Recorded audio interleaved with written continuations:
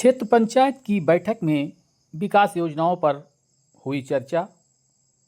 बहराइच जनपद के ब्लॉक नवाबगंज के ब्लॉक मुख्यालय परिसर में आयोजित क्षेत्र पंचायत सदस्यों की बैठक की अध्यक्षता ब्लॉक प्रमुख नवाबगंज जयप्रकाश सिंह ने की। बैठक में मुख्य अतिथि विधायक नानपारा रामनिवास वर्मा रहे। बैठक के दौरान विभिन्न विभागों की ओर से चलाई जा रही कल्याणकारी योजनाओं की जानकारी दी गई। बैठक में विभिन्न विकास परक योजनाओं का प्रस्ताव भी रखा गया। सामुदायिक स्वास्थ्य केंद्र चरदा के प्रतिनिधि हरिराम आर्या ने स्वास्थ्य संबंधी जानकारी दी। सीडीपीओ बाल विकास परियोजना संजय सचान के द्वारा पुष्टाहार से संबंधित जानकारी दी गई। खंड विकास अधिकारी राधेश्याम वर्मा के प्रतिनिधि अजय मिश्रा ने 6 वर्ष आयु के सभी बच्चों के नामांकन पर जोर दिया। विद्युत विभाग के अधिकारी ने स्मार्ट मीटर लगवाने की बात कही। बैठक में खाद्य एवं रसद विभाग के अधिकारी सप्लाई इंस्पेक्टर आकर के वापस लौट गए, जिसकी जनप्रतिनिधियों के द्वारा निंदा की गई। उन्होंने बताया कि खाद्य रसद विभाग में कोटेदार द्वारा काफ़ी अनियमितता बरती जा रही है, लेकिन इसकी जानकारी के लिए यहाँ वो मौजूद नहीं है। ब्लॉक प्रमुख जयप्रकाश सिंह ने कई बिंदुओं पर लोगों की जानकारी दी। बैठक में जो अधिकारी नहीं पहुंचे उन पर नाराजगी भी जाहिर की। ग्राम पंचायतों में जागरूकता अभियान चलाने के निर्देश दिया। खंड विकास अधिकारी ने विधायक व ब्लॉक प्रमुख की स्मृति चिन्ह देकर सम्मानित किया। बैठक में बीडीओ राहुल पांडे, ग्राम प्रधान बीडीसी एपीओ अनिल तिवारी, बद्री सिंह सहित कई अधिकारियों कर्मचारियों ने अपने विचार रखे। जो राज्य सरकार के द्वारा हमें दिखाया था उसका वितरण हुआ, उसका जो ऑनलाइन लोग कराए हुए थे, और अब जो भी आएगा वो भारत सरकार के द्वारा आएगा और उसका वितरण बाद में होगा। आज क्षेत्र पंचायत की बैठक में एक बात जरूर कि हमें हमारी जो सरकार है, भारत सरकार, राज्य सरकार, ये हमेशा किसानों के हित की बात, किसानों के साथ है। अभी आपका जो है ये कोऑपरेटिव विभाग, जिसे आप सहकारिता विभाग जान लीजिए, कोऑपरेटिव विभाग में आप लोगों का एक ऑनलाइन मेंबर बनने का कार्य चल रहा है कि आप लोग मेंबर बने, क्योंकि जो मेंबर बनेंगे आने वाले समय में खाद उन्हीं मेंबरों को ही दिया जाएगा, क्योंकि खाद इसीलिए अभी तक ये मेंबर की जो है तारीख भी बढ़ा दी गई है कि 31 तारीख को तक आप लोग मेंबर बन सकते हैं। चाहे आप अपने मोबाइल पर उसका पोर्टल खोल करके मेंबर बन जाएं, और या तो आप खुद जा करके जो हमारे कोऑपरेटिव साहब हैं उनसे मिलें, या तो आप जो है जा करके अपने संबंधित कोऑपरेटिव पर जा करके और आप मेंबर बन सकते हैं। मेंबर बनने का कार्य चालू है। आप लोगों से मेरी ये गुजारिश है कि आप लोग मेंबर जरूर बन जाएं, क्योंकि जो मेंबर रहेंगे खाद उन्हीं को मिलनी है। क्योंकि अब जो है उसके बाद वहाँ से एक पासबुक जारी होगा। पासबुक में आपकी खतौनी के हिसाब से आपकी जमीन जो है उसमें दर्ज रहेगी, और उसमें ये रहेगा जितनी आपकी भूमि है उसके हिसाब से आपको खाद वितरण होगा, खाद मिलेगी। खाद की समस्या का निदान भारत सरकार ने तय कर लिया है कि अब खाद के लिए किसानों को लाइन नहीं लगाना पड़ेगा और किसानों को जो है खाद के धक्के और मुक्के नहीं खाने पड़ेंगे। ये जो है भारत सरकार ने, राज्य सरकार ने तय कर दिया है। उसके लिए वो मेंबर बनवा रहे हैं, जिसमें मेंबर बनने के लिए आपको आधार अपने ले जाना है, और आपको जो है 236 रुपये उसमें लगते हैं, लेकिन वो 236 रुपये आप जमा करके और आप जो है वहाँ पर मेंबर बन जाए। आधार लेके जाना है, जब पासबुक आपको जारी होगा उस समय आप अपनी खतौनी, अपना जो आधार लेके जाएंगे और 5 फोटो, फिर आपका जो पासबुक जारी हो जाएगा। और आपको बाद में आपको पासबुक लेकर के ही जाना रहेगा। आप अपनी जो है संस्था में जाएंगे पासबुक लेकर के, और खाद आप अपनी जितनी खाद उसको इसकी रहेगी वो खाद आपको मिल जाएगी, जितना DAP जितनी यूरिया। अब हाँ जरूर है कि हाँ इस समय DAP की जरूरत है, लेकिन DAP उपलब्ध नहीं है। DAP की जरूरत है, DAP उपलब्ध नहीं है। कारण उसका है कि जो भारत सरकार की योजनाएं हैं उसमें कहीं ना कहीं देरी भी लग जाती है। तो डीएपी उपलब्ध नहीं है, लेकिन डीएपी की जगह पर अब जो है बहुत ही जल्दी खाद दीपावली के साथ बाद में खाद फल संस्था पे आ जाएगी, जिसमें आपको एमपी खाद आ रही है, एमपी से खाद मिलेगी और आपको जो है क्या का और एमपी का जो है खेत आने वाला है। डीएपी उपलब्ध नहीं है सरकार के पास। तो ऐसी स्थिति जबकि सरकार हमारे कृषि मंत्री जी का पूर्ण रूप से इस बात का दावा है कि खाद जो है पूर्णतया उपलब्ध है, खाद में कहीं कमी नहीं है और खाद कमी नहीं होने दिया जाएगा, किसान को कोई दिक्कत नहीं होगी। और अभी आपने स्वास्थ्य योजना के बारे में हमारे आर्या साहब ने बताया मोदी जी में, जो सही है कि हमारे सामुदायिक स्वास्थ्य केंद्र चलता है, वहाँ पर सारी जांचें निःशुल्क हैं, सारे इंजेक्शन सारी दवाएं सब उपलब्ध हैं और वहाँ पर जो है सबसे बड़ी ज़रूरत है, मैं प्रमुख जी से इसके लिए निवेदन करना चाहूँगा कि वहाँ पर ज़रूरत एक बात की है कि वहाँ पर डेंटल जो है सर्जन इससे पहले 2 बार आए और दोनों बार डेंटल सर्जन रहे, लेकिन इसके बाद इस समय डेंटल सर्जन की कुर्सी काफ़ी दिनों से खाली है। तो मैं चाहूँगा प्रमुख जी से कि वो जरूर जो इस बात के लिए सीएमओ साहब से बात करें, चाहे सरकार शासन में बात हो, वहाँ पर डेंटल सर्जन की व्यवस्था कराई जाए। इसके लिए हम प्रमुख जी से निवेदन करेंगे कि वहाँ पर डेंटल सर्जन की व्यवस्था जरूर। और जो भी योजनाएं चल रही हैं, सारी योजनाओं का लाभ हमारे किसान बंधुओं को और मजदूर बंधुओं को सबको जो है उसका लाभ मिल रहा है। कोई ऐसा नहीं है जहाँ जिसको उसका लाभ प्राप्त न हो। आज यहाँ समस्या नहर विभाग की है, मैं चाहूँगा नहर विभाग के अधिकारियों को भी उनको जो है यहाँ पर जो है आमंत्रित करें और उसकी बात बताएं, क्योंकि जब नहर की जरूरत होती है तो उनकी नहर नहीं चलती है, जिसमें वो इस बात को कह करके टाल देते हैं कि उसमें एक तो विद्युत विभाग है, तो कहीं हमारा जो है मोटर नहीं सही है, कहीं उसमें मोटर नहीं बदला गया है, तो उसके लिए वो कार्य पहले ही जैसे उधर जो है बरसात की फसल जब कट जाए गेहूँ की फसल तो अपने मोटर वगैरह की दूसरी करवा लिया करें, क्योंकि उसके नहर विभाग में हर जो पानी नहीं पहुँचा है। इसके लिए जो मैं चाहूँगा कि वो अपनी व्यवस्था में सुधार लाएँ, इसका मैं उनसे निवेदन करूँगा और वो आए तो अपनी व्यवस्था बताएं कि उन्हें कमी क्या है, क्या दिक्कत आती है अगर वहाँ मौजूदों को। जय हिंद, जय भारत। मंच पर आसीन सभी हमारे माननीय अधिकारीगण, प्रमुख जी, आप सभी को मेरा सादर प्रणाम।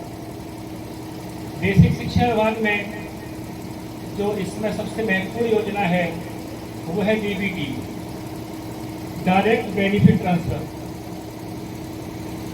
कक्षा 1 से लेकर के कक्षा 8 तक जो बच्चे हमारे विद्यालय में एनरोल्ड हैं, उन बच्चों को राज्य सरकार के द्वारा उनके माता पिता के खातों में 1200 रुपये की धनराशि निःशुल्क प्रदान की जा रही है।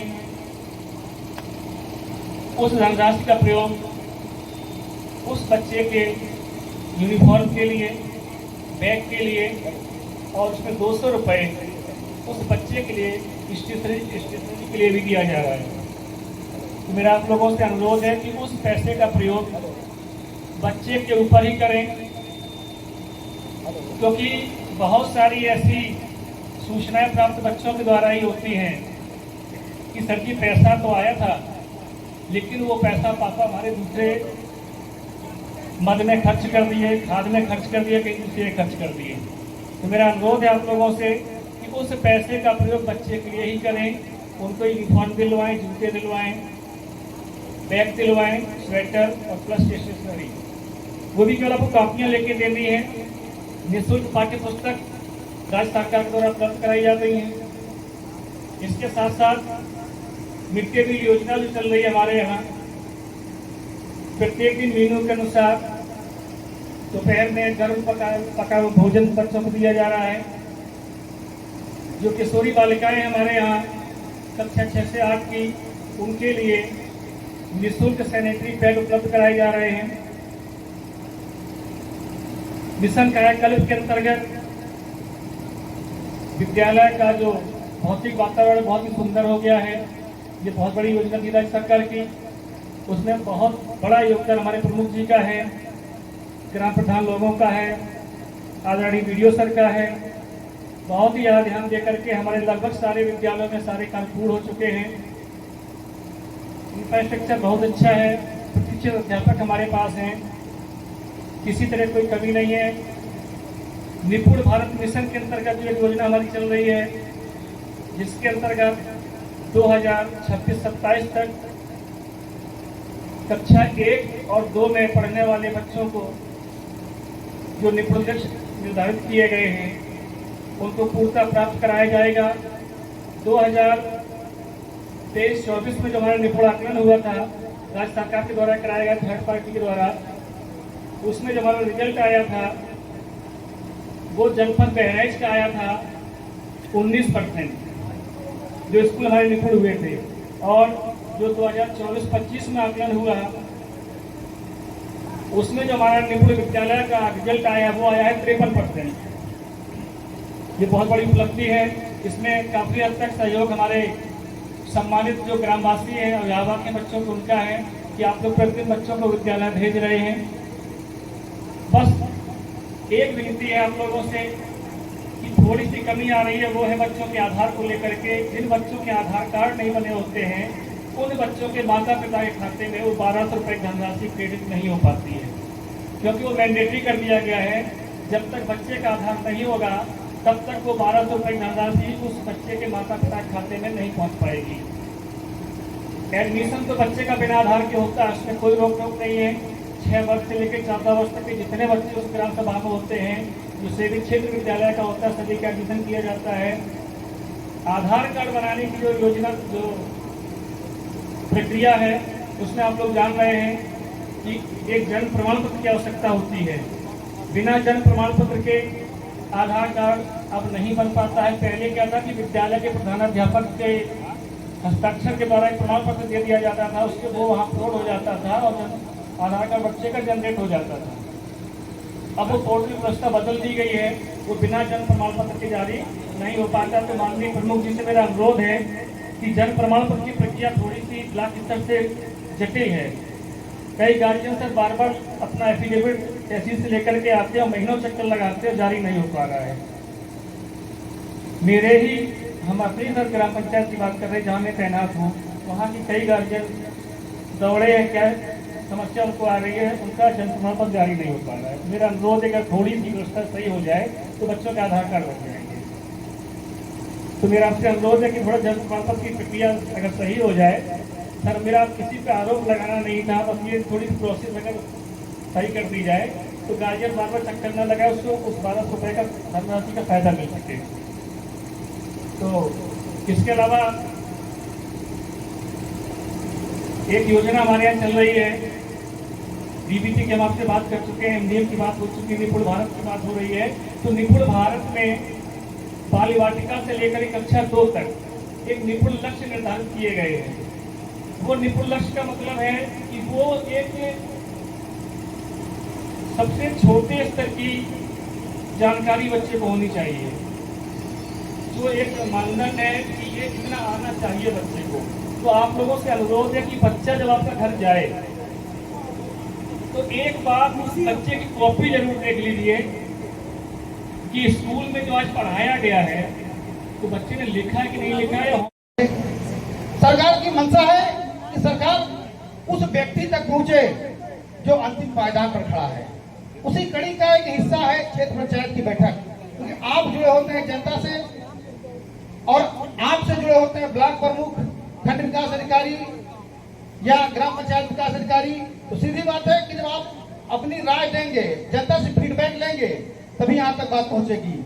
सभी विभाग के विभागाध्यक्षों को क्यों बुलाया गया है? इसलिए कि आपका संपर्क हो, वो सरकार द्वारा चलाई जा रही जन कल्याणकारी योजनाएं जो उनके विभाग की हैं आप तक रखें, आपको बताएं और आप उनसे जानकारी लें। अभी एक क्षेत्र पंचायत सदस्य ने जानकारी ली, अच्छा लगा, आप जागरूक हैं। आज सबसे बड़ी निष्क्रियता ये दिख रही है कि आपके हक की बात है, आपके हुकूक की बात है। क्षेत्र पंचायत सदस्य बैठक आपकी अपनी बैठक है और अधिकतर लोग नदारद हैं। तो जब आप अपने हक के लिए लड़ना नहीं जान रहे, अपने अधिकार के लिए लड़ना नहीं जा रहे हैं, फिर आप शिकायत कैसे कर पाएंगे? अभी क्षेत्र पंचायत सदस्य ने बताया कि उसकी बात को नहीं सुना गया, ये बिल्कुल सही है। खासकर कुछ अधिकारी तो बेलगाम हो गए हैं जो सीयूजी नंबर उठाना भी अपनी तौहीनी समझ रहे हैं।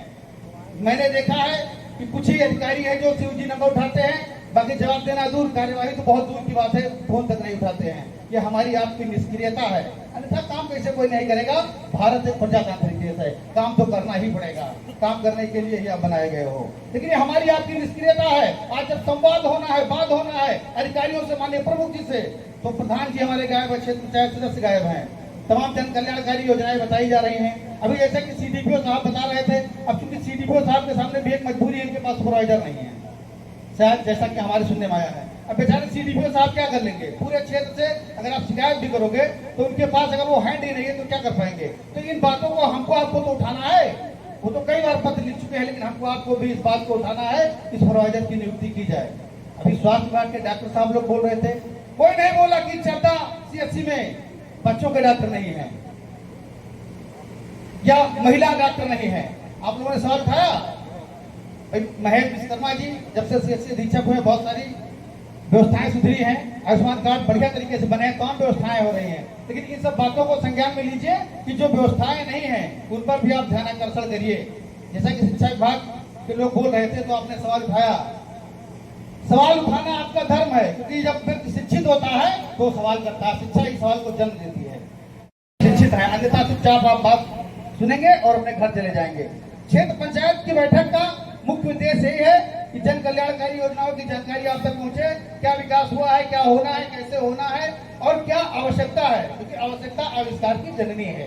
तो जब अपनी आवश्यकता आप माननीय प्रभु जी को बताएंगे, वीडियो साहब बैठे बताएंगे, आपके बीच माननीय जन और अधिकारी जन इसीलिए आज बैठाए गए हैं कि वाद और संवाद हो, एक दूसरे से हम सभी मुखातिब हों, क्या होना चाहिए, क्या हो रहा है, कैसे होगा, इस पर विस्तृत चर्चा की जाए। क्षेत्र पंचायत की बैठक का यही मतलब होता है। सारे विभागों के विभागाध्यक्ष मौजूद हैं आपसे संवाद करने के लिए। कई बार हमने देखा है कि जब विभाग के लोग खड़े होते हैं, जन कल्याणकारी योजनाओं की चर्चा करते हैं, बहुत लोग मोबाइल में मशगूल होते हैं, कुछ लोग उधर चले जाते हैं। ये अवसर बार बार नहीं आता है। सभी विभागों के जो जिम्मेदार हैं वो आपके बीच हैं, तो अवसर बार बार नहीं आता है, अवसर का लाभ उठाना चाहिए। आवश्यकता भी है, क्योंकि हमारा जो विकास खंड है काफी पिछड़ा हुआ है, इसको आगे बढ़ाने में हमको आपको सहयोग करना है। हम आप जब आगे बढ़ेंगे और लोगों को प्रेरित करेंगे कि आप भी आगे आइए, तभी इस विकास खंड को हम आगे बढ़ा सकते हैं। कई विभाग के लोग आए हैं। अभी बाबू भद्री सिंह जी ने एक समस्या रखी नहर विभाग की। जब आवश्यकता होती है तो पानी नहीं होता है, और जैसे ही पानी बरसता नहर झूम के चलने लगती है, खूब भर भर के नहर आती है। लेकिन किसी ने सवाल उठाया, आप सवाल नहीं उठाते हो। अगर सवाल नहीं उठाओगे तो फिर आपकी समस्या का समाधान नहीं होगा। छोटा बच्चा भी होता है, जब तक रोता नहीं है, माँ दूध नहीं पिलाती है। जब तक आप सवाल नहीं करेंगे तो आपकी समस्या का समाधान नहीं होगा। हमने अधिकतर देखा है अपने नवाबगंज क्षेत्र के गाँव में, भाई साहब बैठे हैं शिक्षा विभाग से, पत्रकार बंधु बैठे हैं, मेरी बातों को जरा ध्यान से सुनिएगा।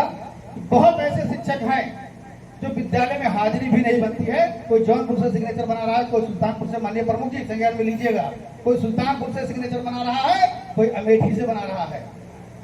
कई टीचर हैं, मैं बिना प्रूफ के बात नहीं करता हूँ, मैं बात नहीं करता हूँ, स्पष्ट बता रहा हूँ। वो शिक्षक नवाबगंज विकास खंड का मुंह नहीं जानते हैं किधर को बना हुआ है, लेकिन सैलरी खुल जा रही है। गलती उनकी नहीं है, क्योंकि वो अकेले नहीं खा रहे हैं, सिस्टम से चल रहा है। लेकिन ये हमारे और आपके साथ गलत हो रहा है। हमारे क्षेत्र का मामला है, हमारे बच्चे पढ़ते हैं, नुकसान हमारा हो रहा है, हम सवाल नहीं उठा पा रहे हैं। सवाल हमको उठाना है। अगर 4 शिक्षक तैनात हैं तो 2 ही क्यों पढ़ा रहे हैं, 2 कहाँ गए? इस सवाल का जवाब भी हमको मांगना है। इस सवाल का जवाब नहीं मांगोगे तो ऐसे ही आप फिरते रहोगे, ना नहर में पानी आएगा, ना कोई पढ़ाने आएगा। आप सभी को अपने अधिकार, अपने हक और हुकूक के लिए लड़ना होगा। आज आवश्यकता है कि आप लोग आगे आए, क्योंकि क्षेत्र पंचायत की बैठक है, ज्यादा समय नहीं लेंगे। इसमें केवल जो हमारे क्षेत्र के विभाग हैं, जैसा कि अभी आंगनबाड़ी विभाग, शिक्षा विभाग या खाद्य विभाग, सभी के लोग हैं। अपने अपने बात कुछ लोगों ने रखा है, कुछ लोग रखेंगे। खाद्य एवं रसद विभाग के इंस्पेक्टर साहब आए थे, शायद चले गए, इंस्पेक्टर साहब चले गए, कोई बात नहीं। लेकिन ये भी आप लोगों को बात रखना है, जब कोटे पर गल्ला 30 किलो आता है तो 26 किलो क्यों दिया जाता है? ये भी सवाल तो आपको रखना है। क्यों दिया जाता है? ये भी सवाल रखिए। आप लोगों को सवाल रखने का हक है। 26 किलो क्यों दिया जाता है? किस कारण से काटा जाता है? या अंत्योदय कार्ड अगर बनवाना होता है तो एक तरफ सरकार जब कह रही है कि सबका साथ, सबका विकास और सबका विश्वास, तो फिर 200 या 500 रुपया कार्ड पर क्यों लिया जाता है? इसका भी जवाब आप लोगों को मांगना होगा। अगर नहीं मांगोगे तो गूंगे बहरे बने रहोगे, आने वाली पीढ़ियां बांट हो जाएंगी, जवाब आप नहीं दे पाओगे। बहुत बहुत धन्यवाद। जय हिंद, जय भारत। सिंचाई विभाग है, उन्होंने अपना जवाब दिया होगा कि कभी मोटर खराब है या फिर क्या कहते हैं बिजली की परेशानी है। बिजली का क्योंकि वो मेरे क्षेत्र में नहीं आता है, लेकिन उसकी जानकारी मुझे है। रायबोझा में एक 10 MVA का ट्रांसफार्मर, अतिरिक्त ट्रांसफार्मर पंप कैनाल के ही लिए लगाया गया है। तो जो आगामी वर्ष आएगा जब सिंचाई की जरूरत होगी तो मैं ये कहना चाहूंगा कि उस समय बिजली की कोई समस्या नहीं होगी।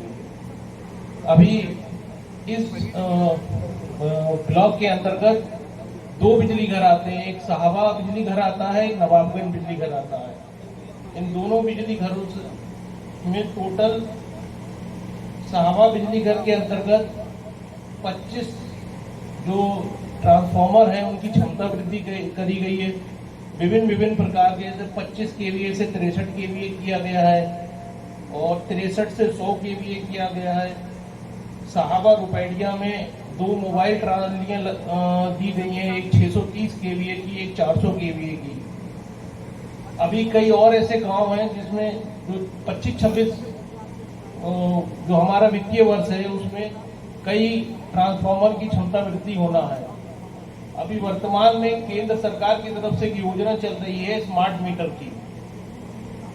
कई गांव में जिनके पास बिल नहीं आते हैं, अभी भी मेरे पास कई ऐसे उपभोक्ता आते हैं, वो कहते हैं कि मेरा 1 महीने से, 1 साल से, 2 साल से बिल नहीं आया है। तो जब उनके फिर हम बिल उसका छांटते हैं, उनको देते हैं, फिर वो बोलते हैं मीटर रीडर आता ही नहीं है यहाँ पे। अगर आता नहीं है तो उसका बिल तो हर महीने बन रहा है, वो घर बैठे बैठे बिल बनाता है। तो जब हम उनसे ये कहते हैं कि आपकी समस्या का समाधान ये है कि आप स्मार्ट मीटर लगवा लीजिए, स्मार्ट मीटर लग जाएगा तो उसका बिल ऑटोमेटिक बनता है और प्रत्येक महीने की 1 या 2 तारीख, हर किसी की अपनी बिलिंग साइकिल होती है। कुछ उपभोक्ताओं की 1 तारीख होती है, कुछ की 2 होगी, कुछ की 3। अगर जिसकी जो बिलिंग साइकिल, अगर मान लिया किसी उपभोक्ता की 2 तारीख है हर महीने की, तो हर महीने की 2 तारीख को ऑटोमेटिक बिल बनेगा और उसके मोबाइल पे पहुंच जाएगा। तब सामने से जवाब ये आता है कि स्मार्ट मीटर नहीं लगवाना। हमने कहा क्यों नहीं लगवाना? बोले बहुत तेज चलता है। तो उनसे पूछते कैसे पता? तो यूट्यूब पे वीडियो देखा है। क्योंकि सोशल मीडिया का जमाना है, यूट्यूब, फेसबुक, यहाँ पर भ्रामक किसी ने वीडियो अपलोड कर दिया है। इस क्षेत्र में अभी तक 500 से ज्यादा स्मार्ट मीटर लग चुके हैं। 500 स्मार्ट मीटर लगने में लगभग क्या कहते हैं हम 100 से ज्यादा चेक कर चुके हैं। अभी तक एक भी ऐसा कोई उपभोक्ता नहीं मिला है जो ये जिसका हमने ये पाया हो स्मार्ट मीटर तेज चल रहा है। स्मार्ट मीटर लगवाने का फायदा ये है, एक तो आप प्रत्येक महीने आपको बिल मिलेगा। दूसरा, आप जो मीटर रीडर की आपकी समस्या रहती है, किसी ने ज्यादा रीडिंग डाल दी, कम रीडिंग डाल दी और फिर आप क्या कहते हैं आप परेशान होते हैं, बिल खराब हो जाता है, उस समस्या से बचा जाएगा। और एक और बात है कि स्मार्ट मीटर उपभोक्ता जो स्मार्ट मीटर उपभोक्ता है उसका एक ऐप आता है। अगर प्रत्येक माह अगर उसमें बिल जमा करते हैं आपको 10% का लाभ मिलेगा। ये बहुत महत्वपूर्ण बात है। स्मार्ट मीटर एक और इसमें अगर कुछ उपभोक्ताओं को अगर परेशानी है, वो कहता नहीं मैं नहीं लगवाना चाहूंगा स्मार्ट मीटर, तो वो ऐसा कर सकते हैं जिसके परिसर पे पुराना मीटर लगा है वहां स्मार्ट मीटर लग जाएगा और पुराना मीटर नहीं हटेगा। जिस तारीख को लगाया गया होगा उससे 1 महीने के बाद दोबारा चेक करा जाएगा। अगर मान लिया दोनों मीटर समान पाए गए तो आपका पुराना मीटर उतार दिया जाएगा और स्मार्ट मीटर लगा रहेगा, क्योंकि दोनों एक बराबर चले। अगर मान लिया कि आपका स्मार्ट मीटर ज्यादा चलता है और पुराना मीटर कम चलता है तो इसका मतलब स्मार्ट मीटर में दिक्कत है, वो ज्यादा रीडिंग बना रहा है, तो स्मार्ट मीटर को हटा दिया जाएगा, आपका पुराना मीटर लगा रहेगा। तो कई जगह बहुत विरोध हो रहा है। तो जितने मेरे प्रधान साथी हैं, विभिन्न गांवों के प्रधान जी हैं, मैं उनसे ये चाहता हूं कि वो सहयोग करें, क्योंकि केंद्र सरकार की योजना है, इसको 100% हमें 2027 तक पूरा लागू करना है। अगर मान लिया जनप्रतिनिधि सहयोग नहीं करेंगे तो हमारे लिए बहुत दिक्कतें हो जाएगी, क्योंकि बिना जनप्रतिनिधि सहयोग की कोई भी योजना कोई भी विभाग लागू नहीं कर सकता। एक और योजना ये चल रही है कि कुछ गांवों में या मजरे में परिवार अगर बढ़ता है तो कोई एक भाई अपना घर अलग बना लेता है, वो 200 मीटर या जहां अंतिम पोल आया वहां से 200-250 मीटर और वो कनेक्शन लेना चाहता है। अगर कनेक्शन लेने के लिए जाते हैं तो फिर उसका संबंधित जेई एस्टीमेट बनाते हैं। मान लिया एक कनेक्शन लिया, बोले 20,000 रुपए, 20,000 रुपए का एस्टीमेट बनता है तो वो कहते हैं हम इतना पैसा क्यों दें, जबकि पड़ोस वाले का तो 2200 में हो गया, 2300 में हो गया। उस जगह पे विद्युतीकरण नहीं होता है। तो ऐसे गांव जहां 5 या 5 से अधिक ऐसे उपभोक्ता हैं जिनके पास कनेक्शन नहीं है, तो उनका सर्वे किया जा रहा है, वहां पर विद्युतीकरण कराया जाएगा, उनको कनेक्शन दिए जाएंगे। तो जितने भी प्रधान विभिन्न गांवों के हैं, तो हम तो अपना सर्वे कर ही रहे हैं और आप भी अभी जब मीटिंग खत्म हो जाएगी आप अपना ये नोट करा सकते हैं कि 5 या 5 से अधिक ऐसे उपभोक्ता। और एक और ये योजना चल रही है, कई गांवों में आपने देखा होगा कि केबल तो ले गए लेकिन वहां पोल नहीं है, तो उन्होंने करा किया बांस गाड़ लिया, बल्ली गाड़ लिया, उसके सहारे वो केबल को बांध कर ले जाते हैं। तो ये बांस बल्ली वाले भी, जितने भी ऐसे गांव हैं जहां बांस बल्ली के सहारे केबल ले जा रहे हैं, तो वहां पर पोल लगाकर पोल के सहारे उनको मतलब उनके कनेक्शन को ऊर्जीकृत किया जाएगा। और यहाँ जो अभी जो ये गर्मी गई है, इस गर्मी में जमोग एरिया में जो भी अगर यहाँ जमोग से आए होंगे तो लो वोल्टेज की बहुत ज्यादा समस्या रही। लो वोल्टेज की समस्या क्योंकि हमारा साहबा बिजली घर जो है वो ओवरलोडेड है। जो आगामी वर्ष आएगा पचपकड़ी में एक जगह प्रस्तावित हुई है, वहां पर 5 MVA का एक बिजली घर बनेगा, जिससे अतिभारिता कम हो जाएगी और जो जम्मू क्षेत्र के जितने भी समस्त उपभोक्ता हैं उन उपभोक्ताओं को बेहतर वोल्टेज मिलने लगेगा। धन्यवाद। मैं इसी के साथ अपनी वाणी को विराम।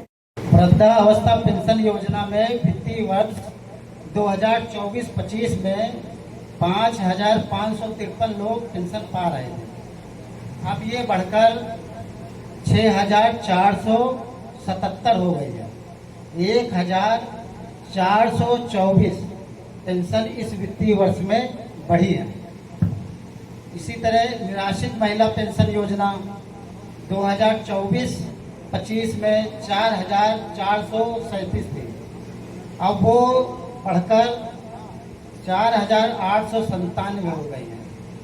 कुल 460 बढ़ी है। और माननीय मुख्यमंत्री जी की सबसे महत्वपूर्ण योजना मुख्यमंत्री सामूहिक ब्याह योजना है।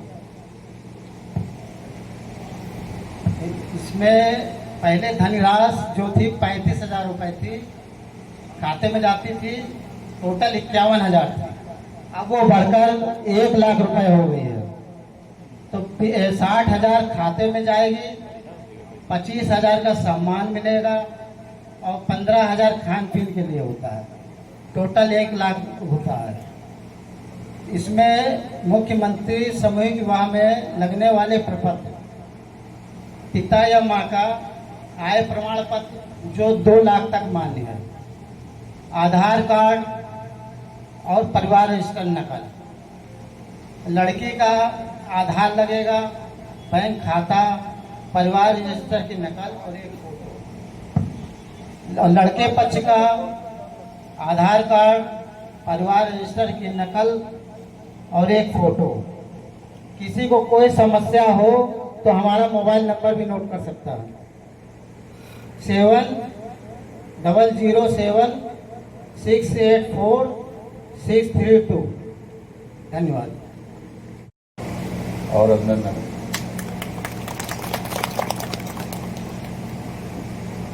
हम सब लोग एक जिम्मेदार और सम्मानित जनप्रतिनिधि हैं, तो हमारा एक दायित्व भी है कि सरकार की लोकप्रिय और जनप्रिय राष्ट्रहित में और आम जनमानस के हित में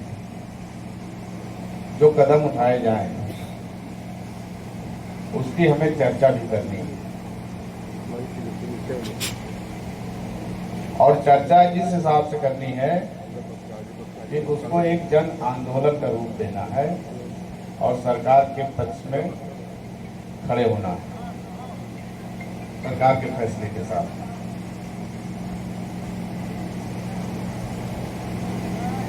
अभी क्षेत्र पंचायत की बैठक में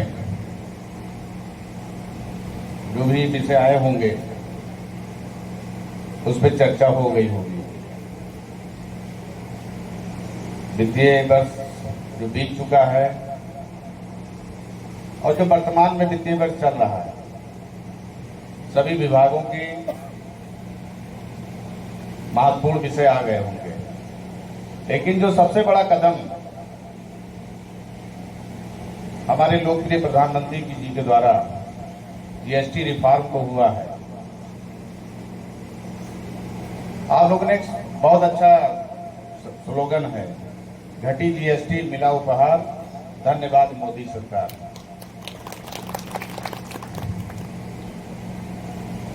हम लोग जानते हैं भारतीय सभ्यता, भारतीय संस्कृति में और हमारे जो यहाँ का कल्चर है, त्योहारों का मौसम, त्योहारों का सीजन मां दुर्गा की आराधना के साथ नवरात्रि से शुरू होता है और फिर पूरे वर्ष भर, चाहे वो शादियों का हो, चाहे जो भी अन्य त्योहार हो, अभी दीपावली है, धनतेरस है, आगे भी बहुत से त्योहार रहेंगे, लगातार चलता रहता है। तो सरकार ने 22 सितंबर को जो फैसला लिया, हमारे देश के वित्त मंत्री श्रीमती निर्मला सीतारमण जी ने, जो जीएसटी के 4 स्लैब थे, 28, 18, 12, 5, इसमें काफी परिवर्तन किए गए और लगभग हमारे जीवन में उपयोग आने वाली सभी वस्तुएं उससे प्रभावित हुई। और जो जीएसटी का घटाई गई, उसका लाभ आम जन तक पहुंच रहा है या नहीं पहुंच रहा है। हमें व्यापारियों के बीच में, हमारे प्रमुख जी तो रुपैया और बाबागंज में हमने देखा है कि व्यापारियों से मिले, उनके बीच में गए हैं। हम भी नामपारा में व्यापारियों के बीच में गए हैं और चर्चा की है। और सभी जनप्रतिनिधि पूरे प्रदेश में, पूरे देश में और पूरे भारतीय जनता पार्टी के संगठन की ओर से हमें आम उपभोक्ता तक वो लाभ पहुंच रहा है कि नहीं पहुंच रहा है, ये देखना है। अगर सरकार ने घटाया है तो उसका लाभ भी आम जनता को मिलना चाहिए। हम सबको जानकारी होनी चाहिए कि इससे पहले टैक्स कितना पड़ता था और आज क्या टैक्स है। हमारे प्रमुख जी भी व्यापार करते हैं, लखनऊ में इनका व्यापार है, हम भी व्यापारी हैं। आपको बता दें कि बच्चों की पढ़ाई लिखाई की जो किताबें, कापी, पेंसिल, रबड़, ये जितनी चीजें हैं उस पर टैक्स सरकार ने 0 कर दिया, कोई टैक्स नहीं है। और जो मेडिकल, जो स्वास्थ्य से संबंधित इंस्ट्रूमेंट हैं, एक छोटा सा, जैसे आप सांस लेते हैं, दिक्कत आती है, नजला खान नेबुलाइजर आता है, बहुत से इंस्ट्रूमेंट हैं जो बीमारी में काम आते हैं बीमार व्यक्ति के, उन सब को जीएसटी से बाहर कर दिया गया। रेस्टोरेंट में जो 12% था, 5% कर दिया गया। ट्रैक्टर पे जो 18% था, आज केवल 7%, 5% क्या। एग्रीकल्चर के जितने भी सामान आते हैं, कुछ ब्रांडेड कपड़ों को छोड़ दिया गया तो कपड़ों पे भी जीएसटी कम हुई है। दैनिक उपयोग की बहुत सी वस्तुएं, तो हम लोग व्यापारी से संपर्क में जब जाएं तो उनसे जरूर पूछें, क्योंकि हम सब लोग जनप्रतिनिधि हैं, यहाँ जितने लोग बैठे हैं कोई क्षेत्र पंचायत सदस्य है, कोई प्रधान है, ब्लॉक प्रमुख भी है, मैं स्वयं हूँ, और जो जिम्मेदार हमारे नागरिक हैं, पढ़े लिखे हमारे अधिकारी कर्मचारी हैं, इसको जन सामान्य की चर्चा में लाएं। कम से कम आम आदमी को तक वो चीज पहुंचे। सरकार ने पूरा प्रयास करती है कि जो लोक कल्याणकारी, जन कल्याणकारी योजनाएं हैं वो हम लोगों के माध्यम से, जनप्रतिनिधियों के माध्यम से, सरकारी अधिकारियों कर्मचारियों के माध्यम से आम जनता तक पहुंचाने का काम किया जा रहा है। तमाम योजनाएं हैं। प्रधानमंत्री जी के 11 वर्षों का कार्यकाल हो गया है। बहुत सी उन योजनाओं की चर्चा तो यहाँ जरूरी नहीं है। और सबसे बड़ी बात है जो हमारी सरकार इस समय लगातार अपील कर रही है और सबको प्रेरित कर रही है, स्वदेशी वस्तुओं का उपयोग करें, स्वदेशी को बढ़ावा दें और देश को आत्मनिर्भर बनाएं। और उसके साथ साथ जो हमारे प्रधानमंत्री जी का लक्ष्य है, हमारे उत्तर प्रदेश सरकार के यशस्वी मुख्यमंत्री परम श्रद्धेय योगी आदित्यनाथ जी का लक्ष्य है कि हम देश को, जब देश आजादी का वर्षगांठ 100वीं वर्षगांठ मनाएगा तो पूरी दुनिया में भारत एक विकसित राष्ट्र के रूप में स्थापित होगा। आप देखिए, तमाम स्वयं सहायता समूह, तमाम महिला समूह, तमाम और संगठन को सरकार ने उनको प्रेरित किया है, उनको आगे बढ़ाने का काम किया है और वो बहुत सी वस्तुओं का निर्माण कर रहे हैं। हमारे छोटे छोटे लघु कुटीर उद्योग हैं, धंधे हैं। हमारे नए आज के नवयुवक स्टार्टअप योजना के माध्यम से, सरकार के मुख्यमंत्री उद्यमी योजना के माध्यम से, तमाम ऐसी योजनाएं हैं जिनके माध्यम से हमारे हिंदुस्तान में, हमारे प्रदेश में तमाम ऐसी वस्तुएं बन रही हैं। अभी आप देखिए, दीपावली आ रही है, बड़ी तेजी से लोग कहेंगे चलो चाइनीज झालर ले आए। हमें उन वस्तुओं का बहिष्कार करना है। देश की आजादी से लेके, देश की आजादी में स्वदेशी आंदोलन महात्मा गांधी जी ने चलाया। उनके नेतृत्व में विदेशी सामानों की होली जलाई गई थी, विदेशी वस्त्रों की होली जलाई गई थी। संघ परिवार के, आरएसएस के दंतोपंत टेकरीवाल जी थे, दंतोपंत टेकरी जी ने 1964 में स्वदेशी जागरण मंच की स्थापना करके स्वदेशी को बढ़ावा देने की कोशिश की। हम स्वदेशी को जितना बढ़ावा देंगे, रोजगार के अवसर भी उपलब्ध होंगे। अगर बेरोजगारी की बात आती है तो हमें रोजगार अगर पैदा करना है तो हम अपने आसपास, अपने प्रदेश में, अपने देश में उद्योग धंधों को बढ़ावा तभी मिलेगा जब हम उसके द्वारा उत्पादित माल को स्वयं खरीदेंगे। तो हमें स्वदेशी को भी बढ़ावा देना है और सरकार ने जो जीएसटी रिफॉर्म किया है उसकी भी चर्चा सब जगह करना है और ये ध्यान देना है कि हमें बहुत कहते हुए दुख भी होता है जब कभी चर्चा नवाबगंज की होती है तो कहा जाता है सबसे पिछड़ा विकास खंड है। उसका कारण हमें भी समझ में आता है। कभी कभी हम लोग हमेशा जूझते रहते हैं कि हमारे क्या ना तो ये जो भी प्रधान है या बीडीसी है, आज बहुत ज्यादा संख्या में बीडीसी तो आए ही, प्रधान बहुत संख्या में कम में आए, क्योंकि अपने शायद अपने प्रति या अपनी ग्राम सभा के प्रति भी अगर पूरी तरह से जिम्मेदारी निभाएं तो आज इस पंचायत को ज्यादा महत्व देना चाहिए। अभी कई बार कई लोगों ने बोला कि अपनी समस्या को आप जब तक खुद नहीं रखेंगे तब तक आपकी आवाज को कोई नहीं सुनेगा। आप कभी विकास नहीं कर सकते, आप अपने गांव का विकास नहीं कर सकते। आज इतनी छोटी, मैं तो कहीं भी जाता हूं किसी भी ग्राम सभा में, जहां देखता हूं कि इतनी ज्यादा प्रॉब्लम होती है तो क्षेत्र पंचायत की अपनी निधि का दायरा बहुत कम है, फिर भी बहुत कार्य करा दिया गया, बहुत कार्य कराया जाता है।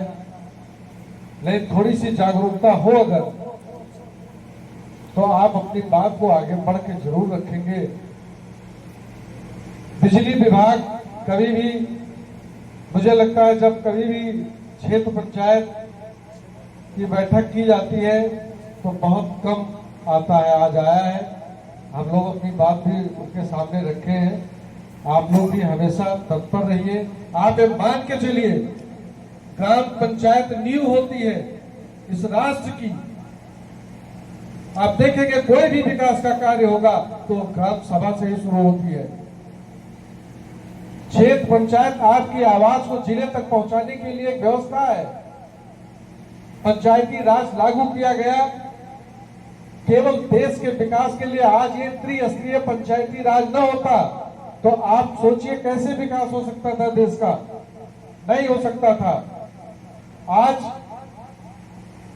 मुझे दुख होता है कि जैसे खंड शिक्षा के विकास अधिकारी, जो खंड विकास अधिकारी है, वो इस क्षेत्र पंचायत को महत्व नहीं देते हैं।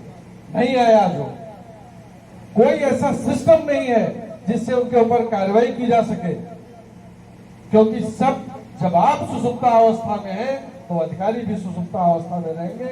मैं इस क्षेत्र पंचायत का अध्यक्ष हूं, लेकिन आपको जगाने का काम करने के लिए मुझे ये सब बोलना पड़ता है कि जब तक आप सजग नहीं रहेंगे आपके क्षेत्र का विकास नहीं होगा। कोई भी आप अपनी बात अगर विधायक जी से कह ही नहीं पाएंगे, बता ही नहीं पाएंगे, तो आपकी समस्या कैसे दूर होगी। एक व्यक्ति अपनी व्यक्तिगत समस्या को लेकर दूर करवा लेगा, लेकिन एक जन समस्या हो अगर तो उसको लेके कौन जाता है? बहुत कम लोग जाते हैं। मैं हमेशा कहीं भी मेरे संज्ञान में आता है, मैं दौड़ दौड़ के, मैं अपनी तारीफ नहीं करता हूं, लेकिन मैं जूझता रहता हूं। मैं आज इतने शब्द इसलिए बोल रहा हूं कि आप लोग जागरूक रहिए। आज इस सदन में माननीय विधायक जी, यहाँ पे एक प्रस्ताव हुआ है कि एक आयुर्वेदिक हॉस्पिटल यहाँ पर था पहले, उसको विस्थापित करके रुपैडिया में डाल दिया गया। ये विकास खंड यहाँ पे ये बिल्कुल सेंट्रल में बसा हुआ है, वो नगर पंचायत में हो गया है, इसलिए अब हमारे पास स्पेस भी है, जगह भी है, इसको यहाँ पे पुनर्स्थापित करवाया जाए। आपके द्वारा प्रयास विशेष रूप से किया जाएगा तो होगा, क्योंकि क्षेत्र